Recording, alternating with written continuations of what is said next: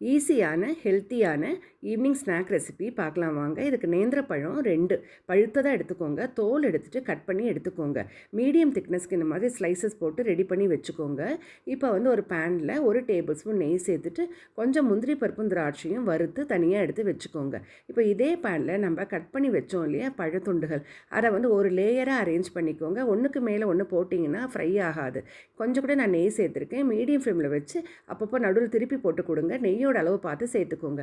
இந்த மாதிரி 2 பக்கமும் ப்ரௌன் கலர் ஆன உடனே அடுப்பை நல்லா கம்மி பண்ணிவிடுங்க. இப்போ ஜாகரி பவுடர், கமலேயா ஆர்கானிக்ஸோட organic jaggery powder 2 tablespoon. அவங்க பேஜ் டேக் பண்ணுறேன், ப்ராடக்ட்ஸ்க்கு பார்த்துக்கோங்க. அடுப்பை கம்மி பண்ணிவிடுங்க, கலந்து விட்டு கொடுங்க. ஹை ஃப்ளேமில் இருந்தால் தீஞ்சு போயிடும். நல்லா மிக்ஸ் ஆன அப்புறமா துருவின தேங்காய் 2 டேபிள் ஸ்பூன் சேர்க்குறேன். அப்புறம் வறுத்து வச்சோம் இல்லையா முந்திரி திராட்சை, அதையும் சேர்த்துக்கோங்க. ஏலக்காய் பவுடரும் கொஞ்சம் சேர்த்துட்டு நல்லா கலந்து விட்டு கொடுங்க. அடுப்பை ஆஃப் பண்ணிவிடுங்க. இப்போ டேஸ்டியான ஸ்நாக் ரெடி. ட்ரை பண்ணி பாருங்கள்.